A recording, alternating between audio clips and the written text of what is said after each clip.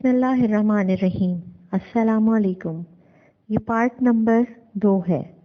आज हम आपकी खिदमत में किताब पेश कर रहे हैं रूह की पुकार। मुसन्निफ राइडर हेगर्ड, मुतरजम मजहरुल हक अलवी, आवाज़ उम्मे महबीर।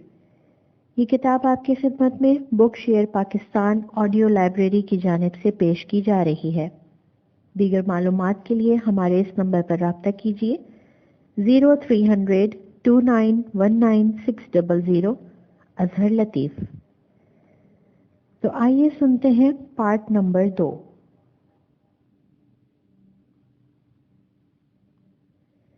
इस ग्रुप में मिस्टर क्वार्टरमैन को शिकार की दावत दे रहा हूँ, मुकाबले की नहीं, और मुझे यकीन है कि मिस्टर क्वार्टरमैन मेरी इस दावत को ठुकरा न देंगे।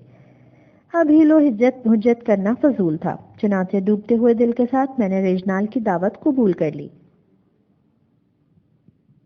मुझे अफसोस है इस ग्रुप कि मैं तुम्हें शिकार की दावत नहीं दे सकता, रेजनाल ने कहा, लेकिन तुम्हारी मंगेतर को अपने यहाँ रात के खाने और रात असर नहीं गुजारने की दावत जरूर दूंगा, क्योंकि मैं तुम्हें अपनी होने वाली बीवी से मुतारिफ कराना चाहता हूँ।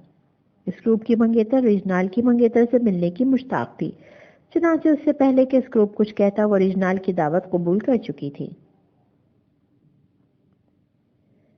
दूसरे दिन ठीक 10:15 पर मैं और इस ग्रुप कसरे रेजनाल पहुंच गए। रास्ते में बंदूक के कारतूस खरीदने के लिए मैं एक दुकान पर रुक गया था। बंदूकबाज जिससे मैंने 3 नंबर के कारतूस खरीदे थे, शिकार का मुकाबला देखने चल रहा था। चुनाचे इस ग्रुप ने उसे भी अपनी बग्घी में सवार कर लिया था।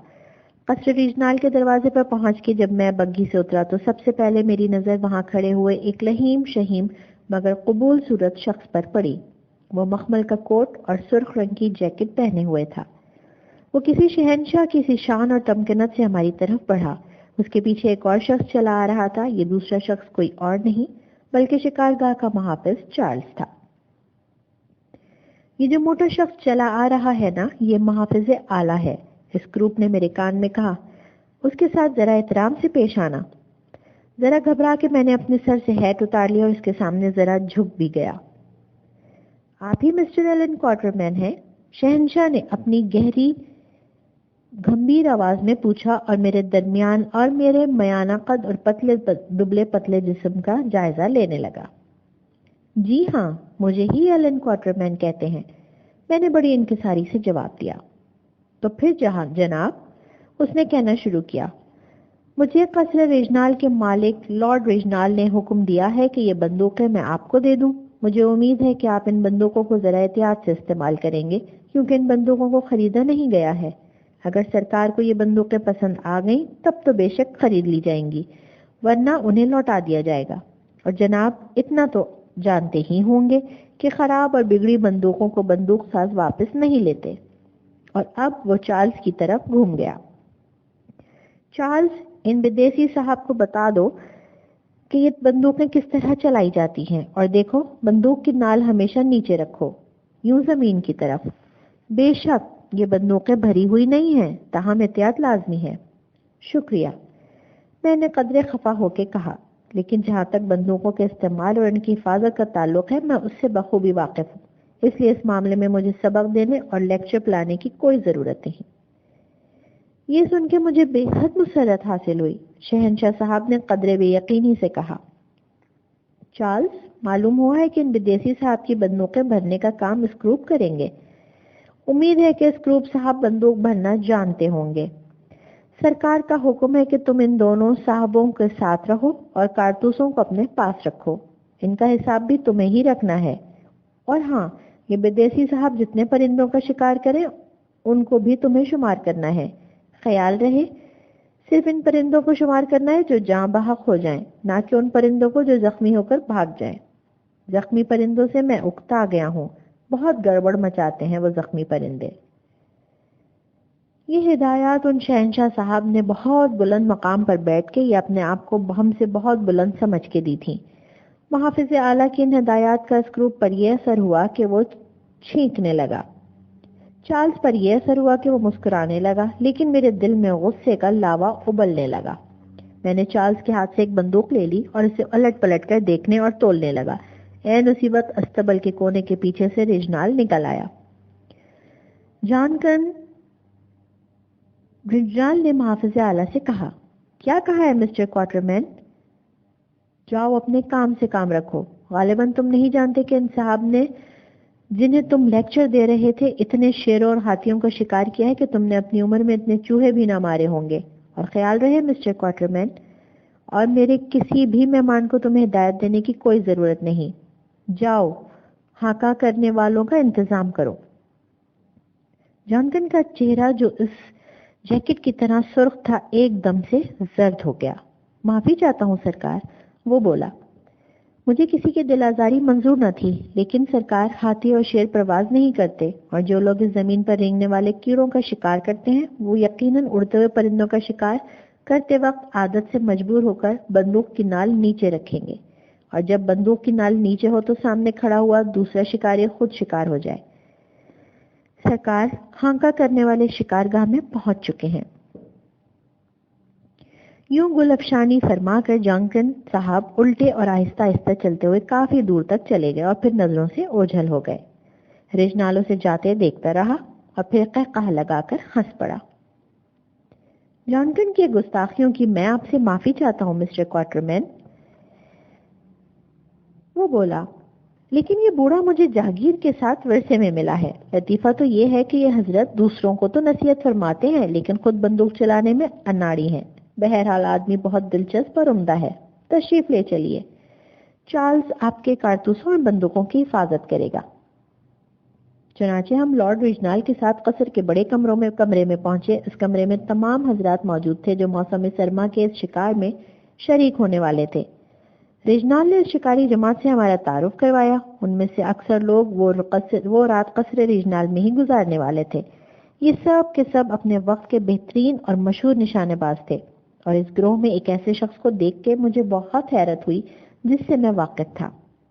ये सच है, 12 बरस बाद मैं उस दिन पहली दफा मैंने उस शख्स को रिजनाल के यहाँ देखा, लेकिन मेरा हाफजा कमजोर नहीं है और एक दफा मैं जिसकी भी सूरत देख लेता हूँ उसे फिर उम्र भर फरामोश नहीं करता, और दूसरी मुलाकात के वक्त उसे फौरन ही पहचान लेता हूँ। ख्वाह हमारी इन दो मुलाकातों के दरमियान कितने ही तवील साल क्यों ना हायल हों, चुनाचे उस वक्त भी मैंने इस शख्स को पहचान लिया। वो करख्त और लंबोतरा चेहरा, भूरी और बारीक आंखें और चुकंदर की तरह सुर्ख और सुतवा नाक वॉन कोप के अलावा किसी और की ना हो सकती थी। वॉन कोप जनूबी अफ्रीका का जालसाज आजम, वॉन कोप मक्कारी के नाम पर आखिरी हर्फ, वॉन कोप जो अपनी होशियारी और चालाकी के बाइस हमेशा हुकूमत की गिरफ्त से बचता रहा, वॉन कोप जो मुझे उल्लू बना के मुझसे भी 250 पाउंड ऐंठ ले गया था, और मुझ जैसे पेशावर शिकारी के लिए यह मामूली नहीं बल्कि खतीर रकम थी।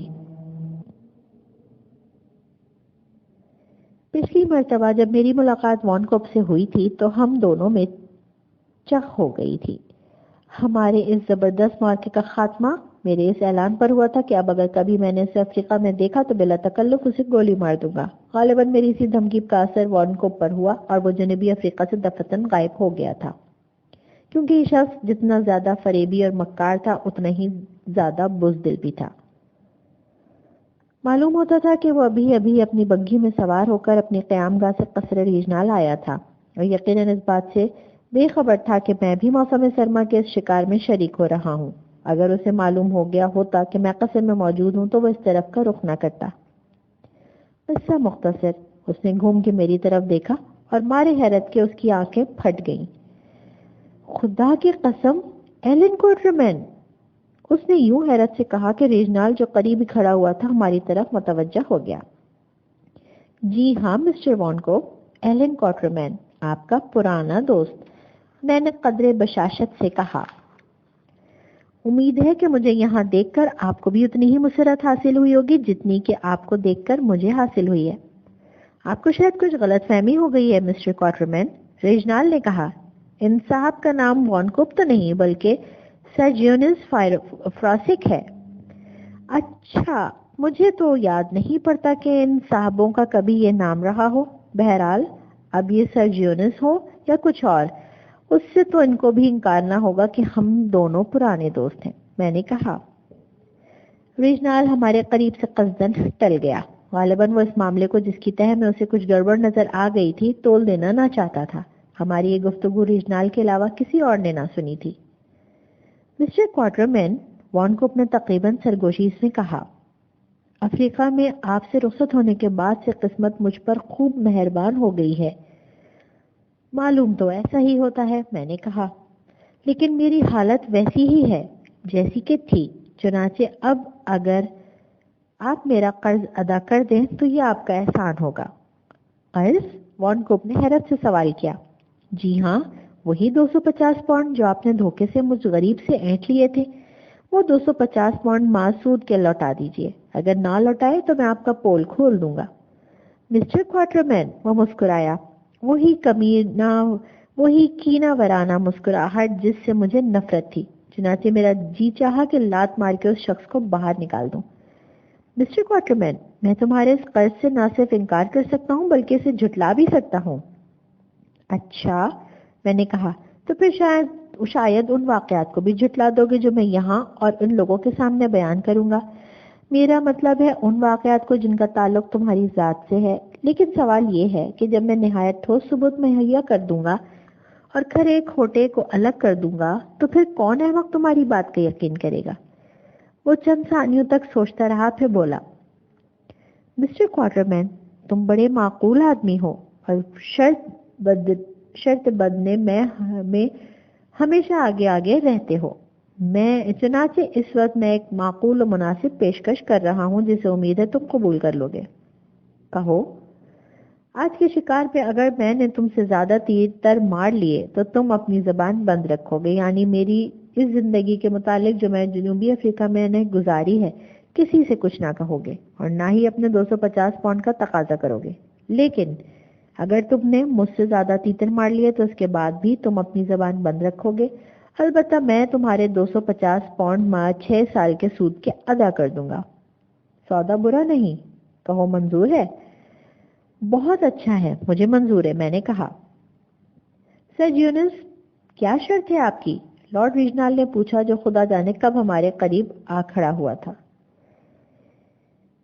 یہ تو خاصی طویل کہانی ہے، وان کوپ نے جواب دیا. مختصر یہ کہ کئی سال پہلے جب میں افریقہ میں تھا تو 5 پاؤنڈ کی حقیر رقم کے لیے مجھ میں اور کوارٹرمین میں ذرا گرما گرمی ہوئی تھی. مسٹر کوارٹرمین کا خیال تھا کہ میں 5 پاؤنڈ کے لیے ان کا مقروض ہوں. بہرحال ہم دونوں کسی فیصلے پر نہ پہنچ سکے تھے. چنانچہ آج موقع غنیمت جان کے ہم نے فیصلہ کیا کہ ہم انہی 5 پاؤنڈ سے شرط بد کہ ایک دوسرے کے مقابلے میں تیتروں کا شکار کریں گے اور وہی جیت جائے گا جو زیادہ تیتر مارے گا.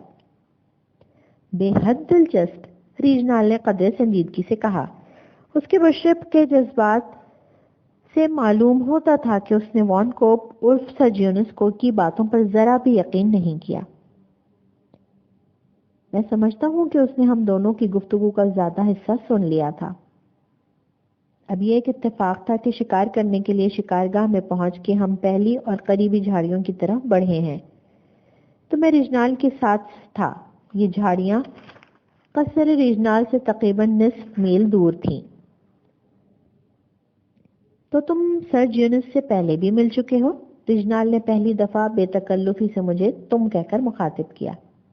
جی ہاں، میں وان کوپ سے جو یہاں سر جیونس بنے ہوئے ہیں پہلے بھی مل چکا ہوں، میں نے جواب دیا. تقریباً 12 سال پہلے جنوبی افریقہ میں ہم دونوں کی آخری ملاقات ہوئی تھی. اس کے بعد وان کوپ افریقہ سے غائب ہو گیا.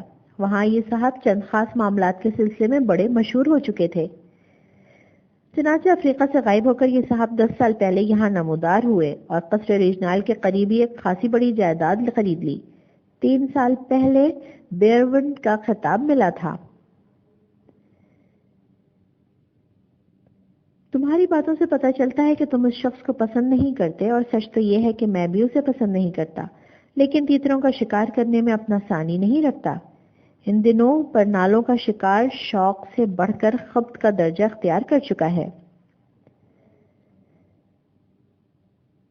اس شخص کی شہرت ہو جاتی ہے جس کی شکارگاہ میں پورے علاقے میں سب سے زیادہ پرندے شکار کیے گئے ہوں. چنانچہ مجھے مجبوراً ایسے لوگوں کو مدعو کرنا پڑتا ہے جو عمدہ شکاری ہوتے ہیں لیکن عمدہ آدمی نہیں ہوتے.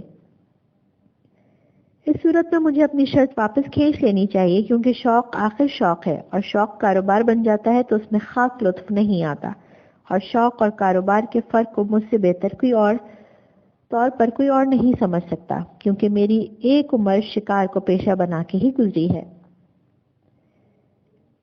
بہرحال میں چاہتا ہوں کہ تم شرط جیت کر سرجیونس سے اپنے 500 پاؤنڈ حاصل کر لو۔ یہ شخص بڑا ہی اوچھا اور ذلیل ہے۔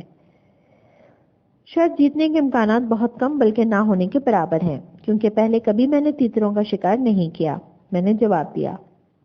لیکن آپ چاہتے ہیں تو میں قسمت آزمائی کروں گا۔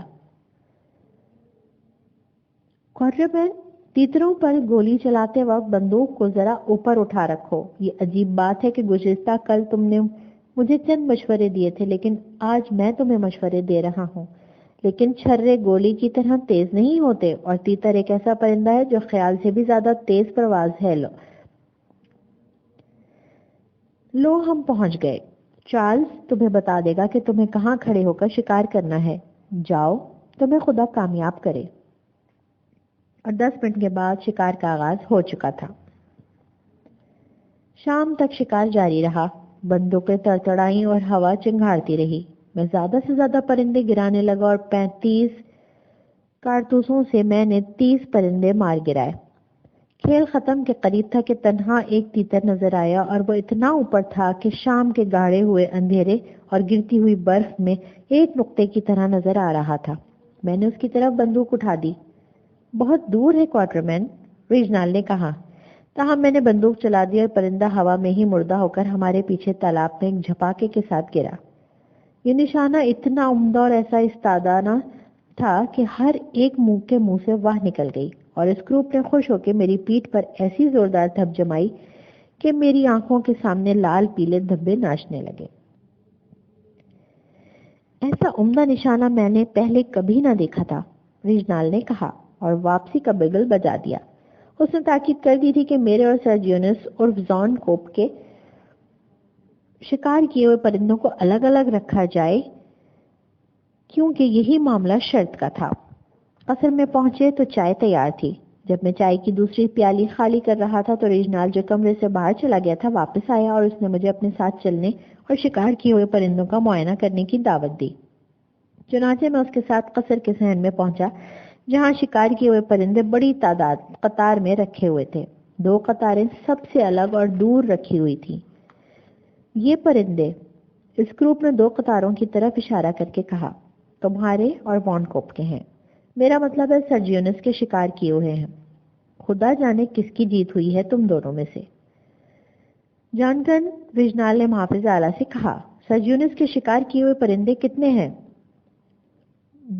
277، جانکن نے جواب دیا۔ اور مسٹر کوارٹرمین کے شکار کیے ہوئے کتنے ہیں؟ ریجنال نے پوچھا اور ہماری طرف گھوم کے بولا۔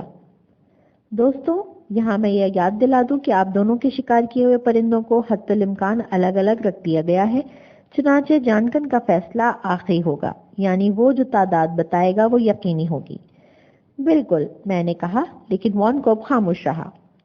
ہم سب جانکن کے اعلان کے منتظر تھے جو میرے شکار کیے ہوئے پرندے شمار کر رہا تھا، اور اس نے جو تعداد بتائی وہ میرے لیے خلاف توقع اور بڑی حیرت انگیز تھی۔ 277 سر، جانکن نے بتایا۔ چنانچہ ظاہر ہوا مسٹر کوارٹرمین کہ تم شرط جیت گئے ہو، میری طرف سے مبارکباد قبول فرمائے۔ ریجنال نے کہا۔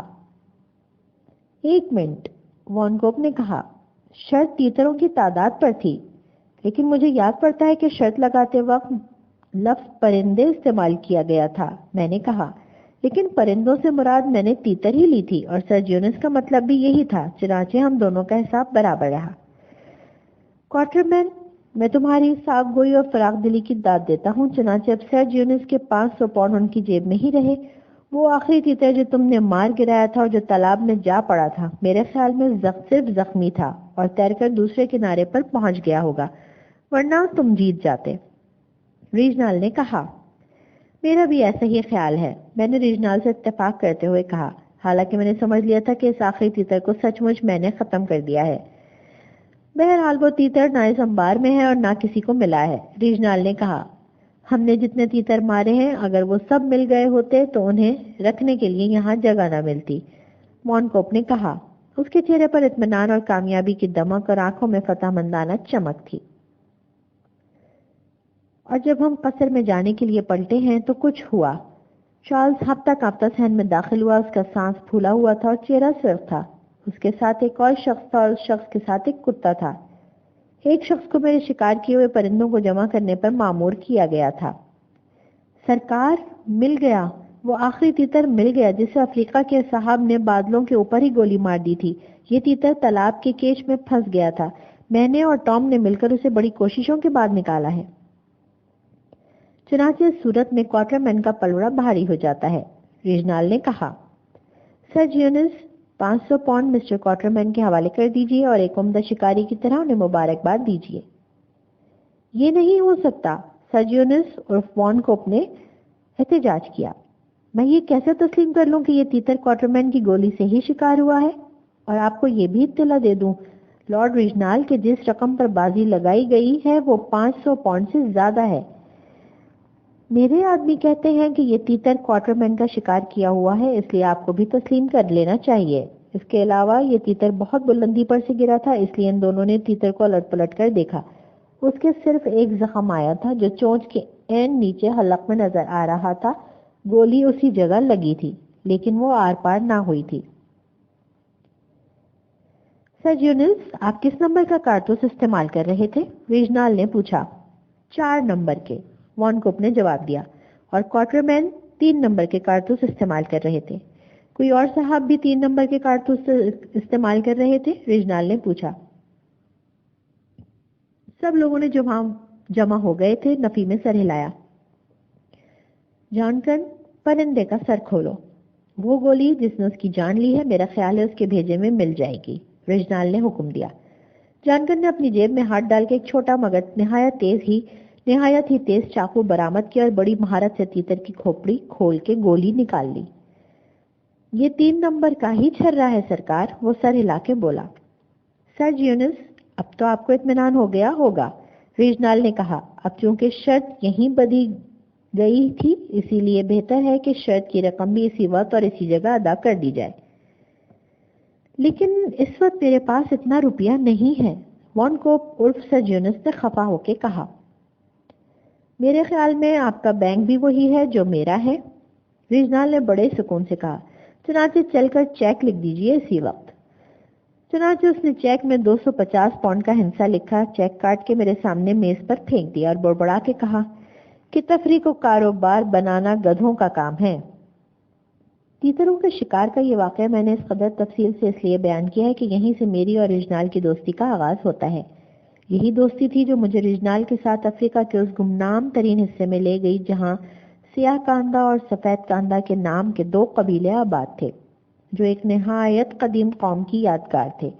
اگر میں اس شکار میں شریک نہ ہوا ہوتا تو یہ سنسنی خیز اور حیرت انگیز داستان کبھی منظر پر عام پر نہ آتی۔ لارڈ ریجنال کو جب معلوم ہوا کہ وان کوپ جا چکا ہے تو اس نے کچھ نہ کہا، البتہ وہ آگے بڑھا، وہ مسکرایا اور اس نے بڑی گرمجوشی سے مجھ سے مصافحہ کیا۔ یہ میری ایلن کوارٹر مین کی اور لارڈ ریجنال کی اس نہ ٹوٹنے والی دوستی کا آغاز تھا جس کے سبب میں اپنی زندگی کے سب سے زیادہ حیرت انگیز مہم پر روانہ ہونے پر مجبور ہو گیا۔